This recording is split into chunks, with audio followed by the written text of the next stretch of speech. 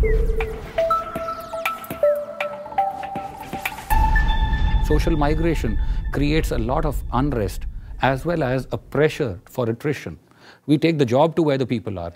The average household income in the area that we operate in is between 1,000 to 2,000 rupees, while the average income of a person employed with us is close to 5,500 rupees. The starting is 5,000. So we are 5 centers, 300 people today, growing to about 20 centers and about 1,500 people over the next 3 years and 6,000 people over the next 5 more years. Setting up these delivery centers in rural locations, training and hiring young youth, which is the rural youth from there who have just a high school degree, and training them into doing complex jobs in publishing, in legal process outsourcing, and in finance and accounts. We feel very good about the term impact sourcing. We deliver to accuracy levels of 99.95%, which is what our customer often asks for, and turnaround times of sometimes less than 4 hours every day.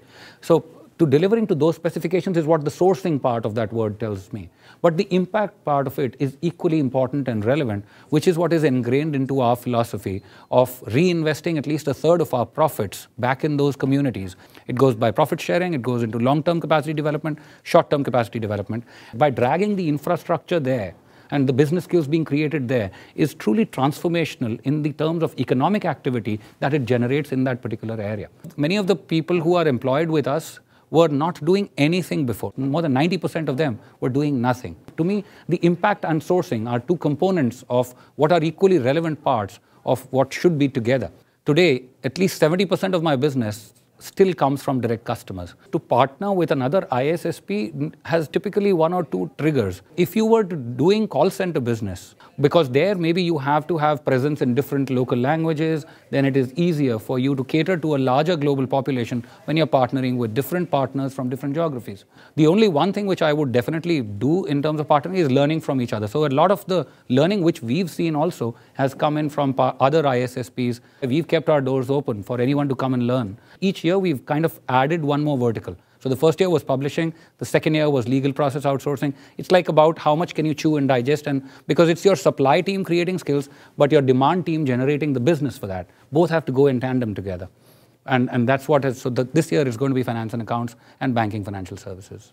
I've not focused a lot more on the voice. It's been always on the non-voice, the transaction processing side, because the large annuity-based businesses come in from there.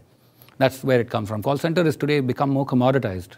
Today it's India, tomorrow it's Philippines, day after it's Vietnam. You don't know where it will go. It's much more fluid. It's easier to move is what people believe. Today we see a very good emerging vertical is in the context of social media and internet services. A lot of the social media business is where we are looking at blog monitoring. Today it is spawning many more business verticals which we feel today have the potential to become much bigger than even what the banking and financial services with their risk averseness. There has to be some kind of semi-automated back-end to be able to support what is needed to be able to get us the advantage of that social media. Somebody, let's say, has got to go out and search for, okay, what is the world talking about my product or my brand or my consumer product? And to be able to then extract that, give you meaningful information out of that is what a services company could offer, which could piggyback on a great web app, which is getting that information, but somebody's got to kind of parse it through. So the service and the app combo pack is what is really adding value to the customer there. The product alone may not be able to, because the customer may not have the bandwidth to be able to do all of that parsing themselves. We haven't really seen a lot of apps which are ready to use at the back end for services. The social media space is ripe for this.